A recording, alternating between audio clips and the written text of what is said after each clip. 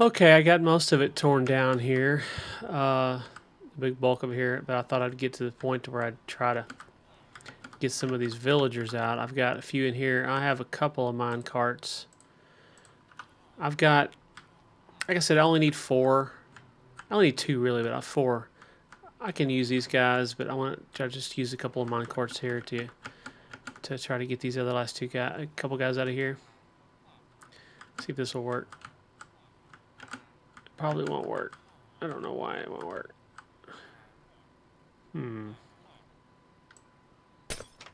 Well, got rid of that. Okay, well. Oh, I know why. For some reason, this block is still in here. I must when I tore it apart. I don't know why you haven't jumped out yet, dude, frankly.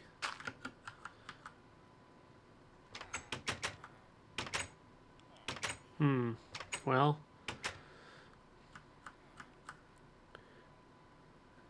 Can't say I know exactly what to do here. Let me think a second. Let me, if I do like over there, where I make a 4-sided chamber here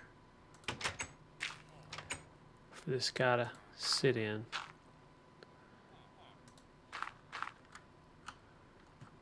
And put some water in here.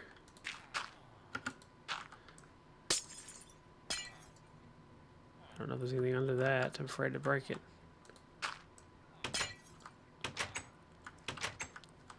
Let's see. Ouch.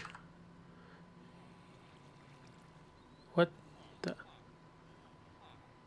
Are you getting out? Or is you glitching?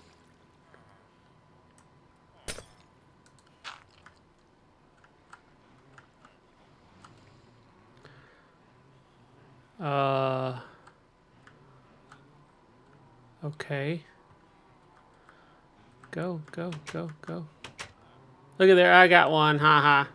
Oh, he fell out.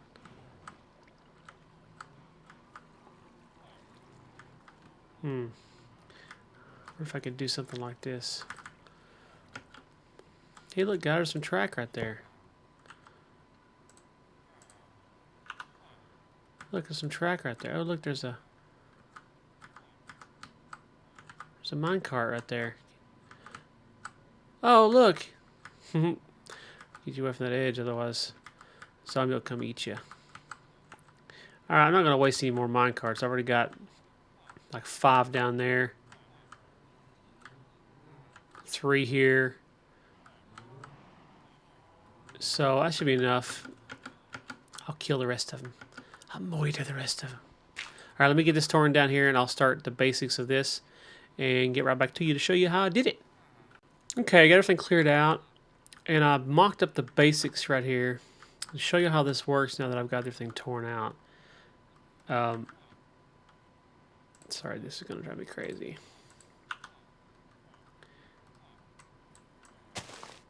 And of course I put that away because I don't need it.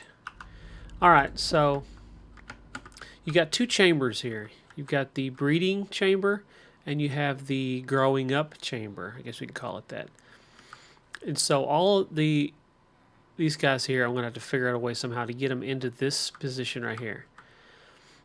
And once they're in there, this thing they'll start to breed because above this is where we're going to build that 6-door mock village, right? Since it's so far up, it won't affect these guys. These guys will breed. So once they breed once a day, I will have this. We'll put a daylight sensor down here.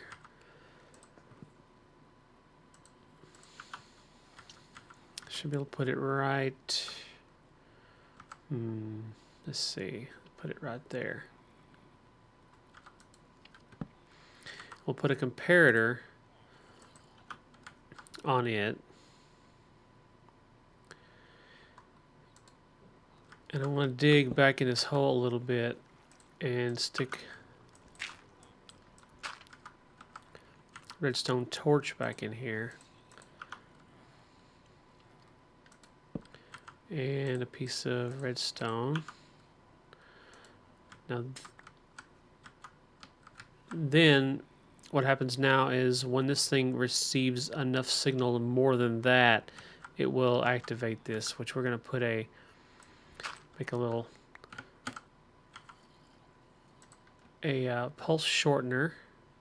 Shouldn't need the shovel anymore. Here. And I totally hose that up. I've got to scoot it over to here so I can I'm going to dig. As soon as I put it up, I knew I'd need it. We dig one more this way. Because I want to cover this over with glass so that you have to have this exposed to the sky. And you can put glass over it, but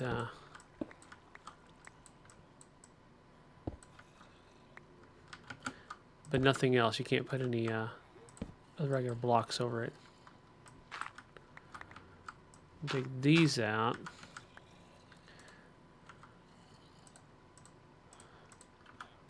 Stone torch there. Oh, I have dirt on me. Then put see if I put, yeah, the sensor here.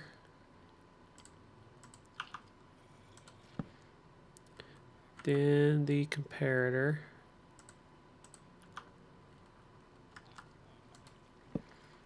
And then here I'll put the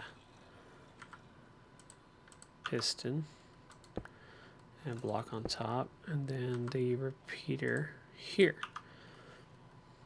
So all this is basically do is it will send a quick pulse. Come on. Not quick, but like a button length pulse into this block, which will turn off this torch, turning off this redstone, which will retract this piston.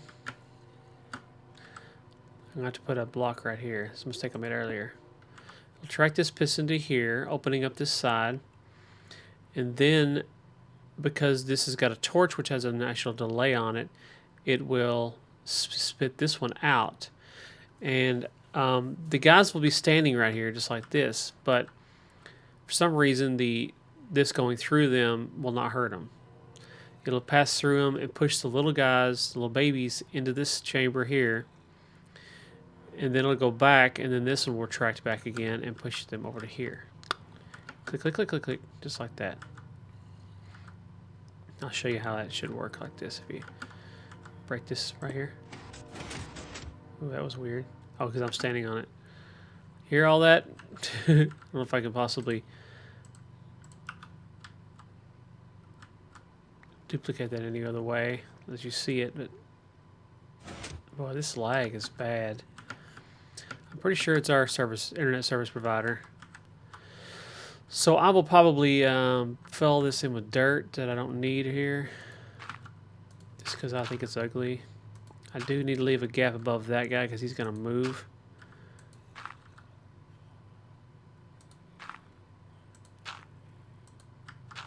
And I'll have to leave glass above this because I can't cover it up.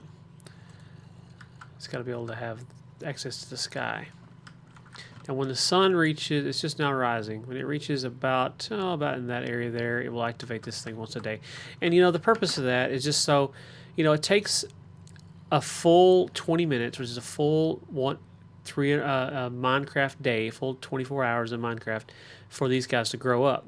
And so anytime during the day when they breed, they will not have a chance to completely grow up before they get dumped over in this side over here. But you don't want them growing up in here because you'll have 500 up in this one spot. You won't be able to get them out of there. You want to be in here so that they will move over to the chamber.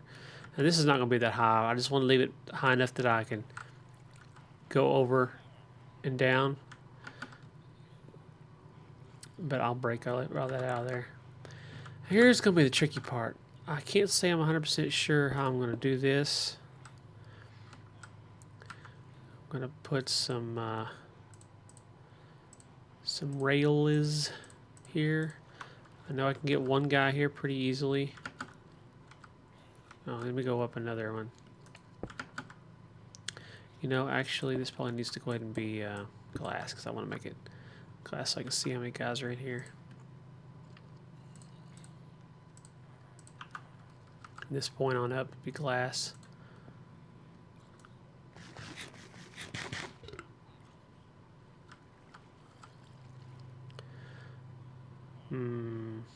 Yeah.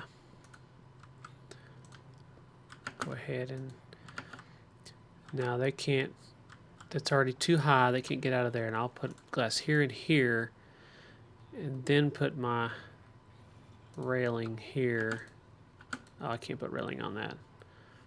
I'll have to put a temporary block here. Go ahead and put some. Let me think.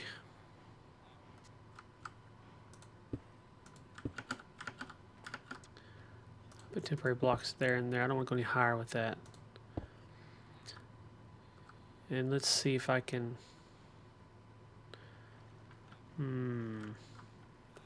If I make a hole, I want to be able to get them down in there and then break them. Yeah, if I just break this, I should be able to just break the mine cart right there, like that, right? Let's see if I can make this work.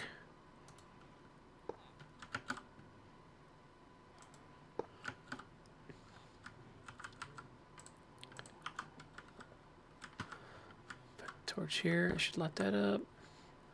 All right, go ahead and see if we can get this guy.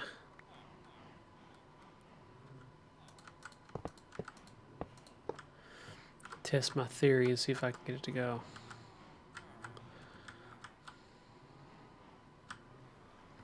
Okay, he went in. Let's break out his mine cart.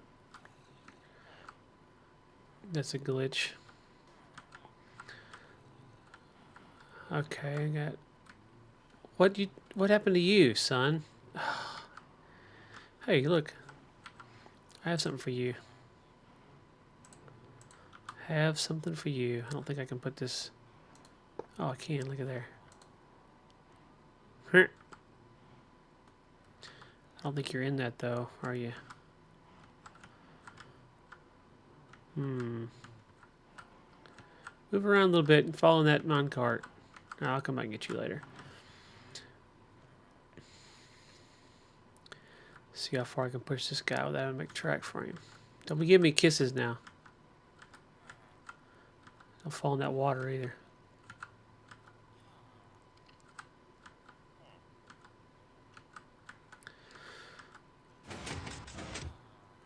Oh, there was the cycle. Scared me. That guy's gonna get smashed. Get on the track. Get on the track. Get on the track. Get on the track. Sure, that's a song, right? So like it should be. Are you in there yet? I can't tell.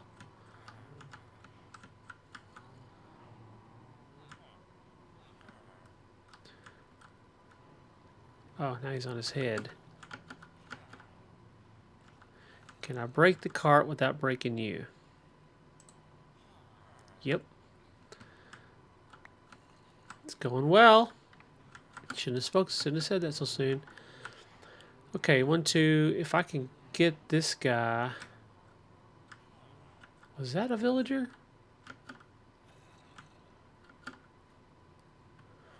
thought I saw a villager's head popping up over here. Huh. Who knows? This guy's gonna be easy. I can just put a track out here and lead him.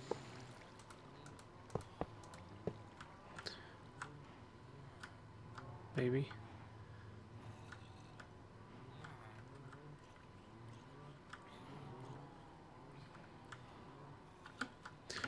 Easy as pie, man.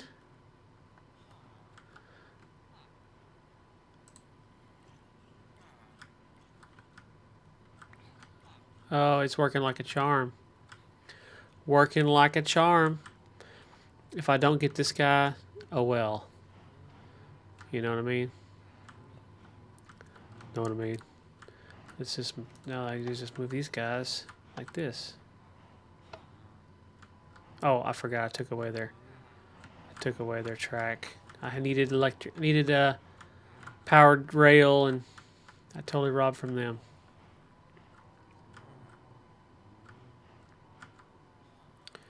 Keep on going, laggy game.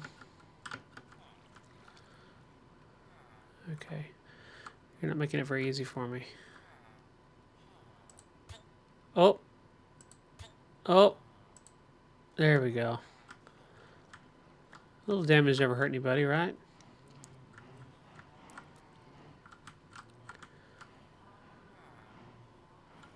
Alright, well, I got these guys basically set up here. I'm going to cut away and finish the rest of this up and let y'all see the finished result. Alright? I'll be right back. Okay, folks, I am back and I have finished the entire thing here. And it looks like it's working. Look at all my guys I got here. Alright, let me run over this real quick. You saw what I did here earlier. I built the bottom part, put the villagers in here.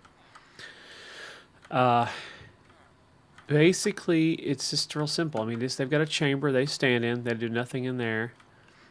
You know, I got my little daylight sensor, which will once a day move all the guys, the babies that are in here, over to this chamber. Now, what this looks like it's full of water solid, but this bottom, see down there is a sign inside there. So this bottom area has no water in it. See, so the babies, when they get shoved around by these pistons, they'll get pushed out of there and into this chamber, and they'll stand there until they grow up. And they grow up, their head gets in the water, and they go, "Oh, I'm drowning. I gotta swim." So they swim up and across, and they fall. Oh, okay. See ya. They fall into this chamber, and this just has adults in here. Now, these guys will breed on their own, being here all together, but you know, still, at least it's better than having a bunch of babies in here. But anyway, okay, so this little track here I've got set up, which you saw me just bump into that guy. This is my on and off switch. So when he's up there around the doors, breeding is on. When he's out of there, they won't breed at all. This, all you see right here is a leftover from when he was there a second ago. Once you induce breeding, it takes a little while for it to shut back off again. So these guys are all like in love mode because he went up there. But when I get ready to, like right now, I've got plenty. I don't need him up there. But if I did want to breed some more, I just send him right back up there. And there he goes. So to recap, the design you saw me have at the beginning with this chamber below at ground level will not work unless you keep all your villagers up high. Like that one I had built before, it would have worked if I would have kept all of my breeding and all my villagers up high. Once I bring them down to the level where this chamber was down below, then the number of the villagers counts towards the total and it will shut off breeding. So I worked forever trying to figure that out. I could not understand why it would work because this guy's video was so great and so informative and so wonderful. And yes, he did have a great design as far as the pistons. They're right there. The pistons and the daylight sensor and all that. I love that idea. It keeps, you know, adults, the baby's out of here for the most part. Now, there's a baby in there now. See? But it doesn't, I mean, if you had, this is your breeding chamber, you'd have tons of babies in here all the time. Now, normally I wouldn't have this many in here. I would turn on breeding.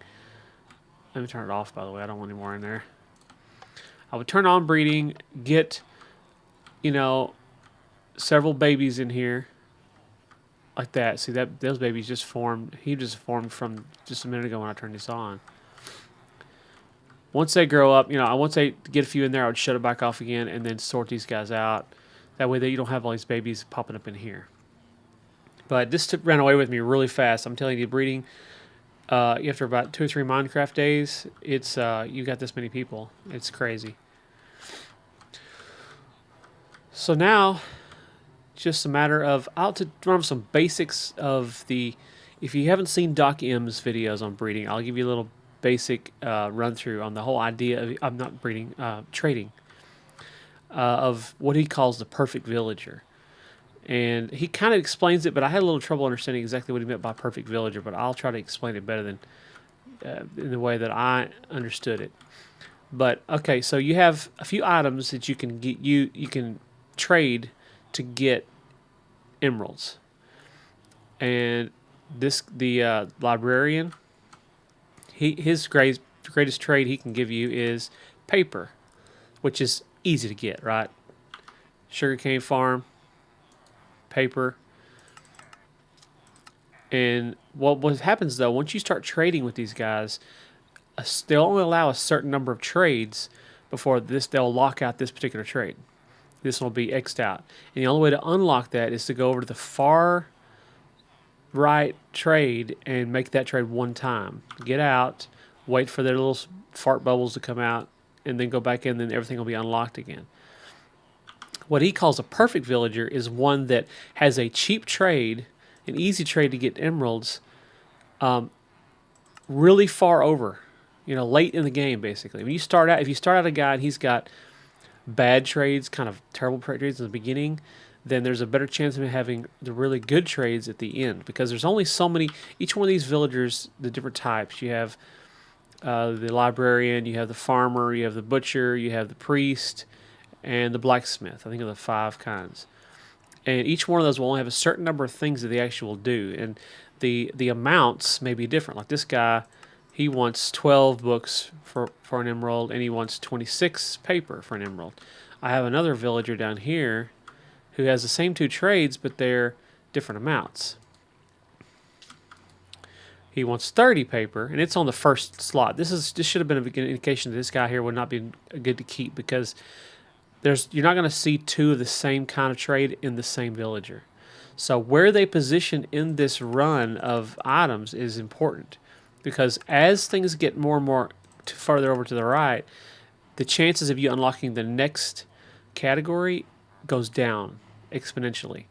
Like I've traded about 4 or 5 compasses with this guy, and he will not unlock the next trade. And I think there's 9 possible total trades, and that may depend on the villager. I know that the librarian here has 9.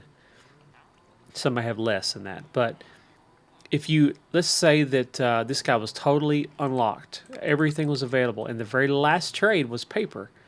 Well, that's unlimited emeralds. You put in your paper, you trade with him until he stops trading, you get out, you go back in, go to the very last trade, which is still paper, put your paper in one time and unlock the paper again. And you just do it over and over again. You have unlimited emeralds, which you use those emeralds to purchase all the wonderful things that you can get from the other villagers.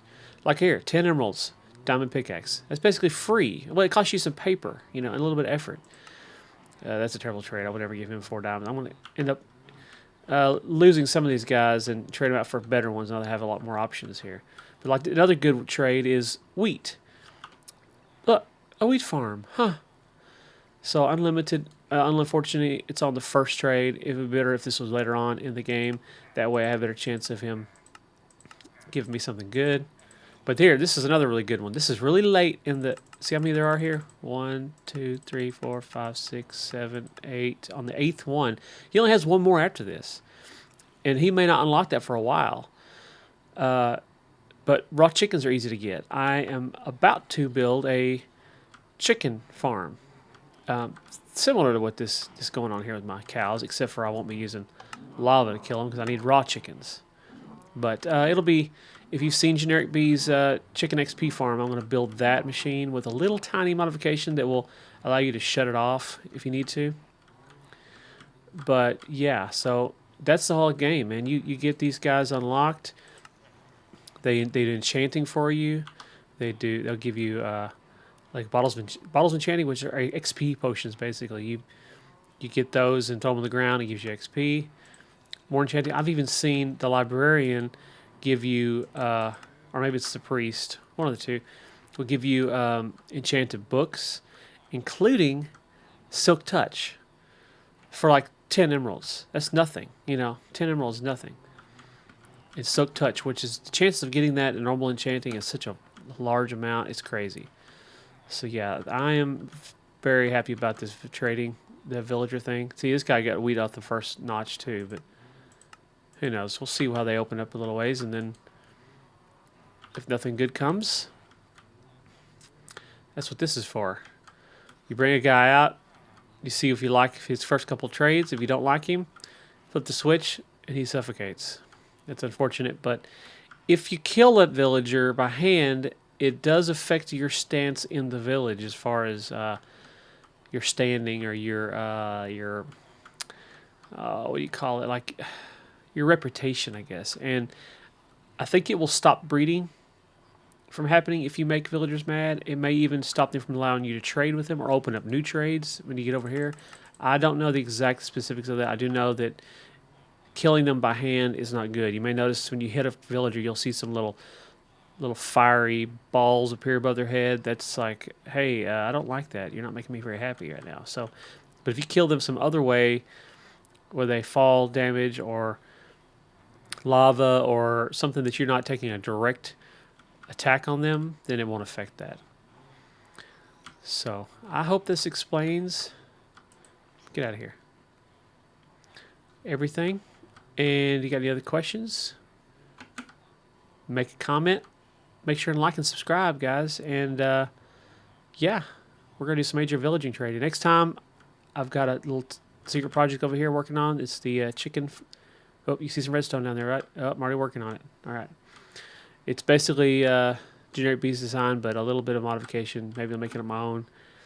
And yeah, thanks for watching, guys. See you later.